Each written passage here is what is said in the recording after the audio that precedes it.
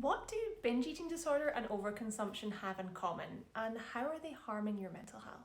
I actually have a rule with myself when it comes to makeup products. I only buy something new when the other product has run out.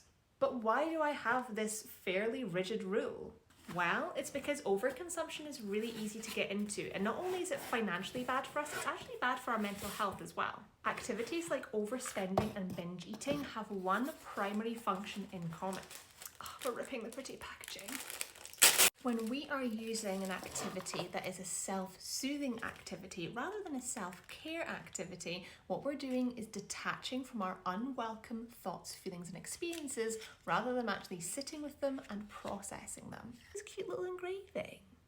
And that means those traumas, those adverse experiences, instead of allowing them to process and move on, we're keeping them within our bodies. We're self-soothing them to push them down. Because oftentimes we think we're doing self-care activities when we're actually doing self-soothing activities. The big difference between a self-care activity and a self-soothing activity is that self-care activities charge us up. They make us feel good again. They allow us time to process, to reflect, to engage in creative or interesting activities.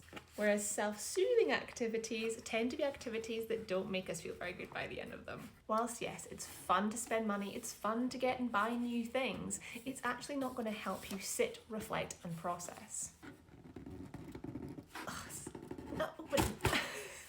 And this is why both binge eating and overconsumption can become compulsive activities. Because the more we push down those adverse experiences and traumas, the less we want to deal with them. So we keep binging or over-consuming as a way of self-soothing.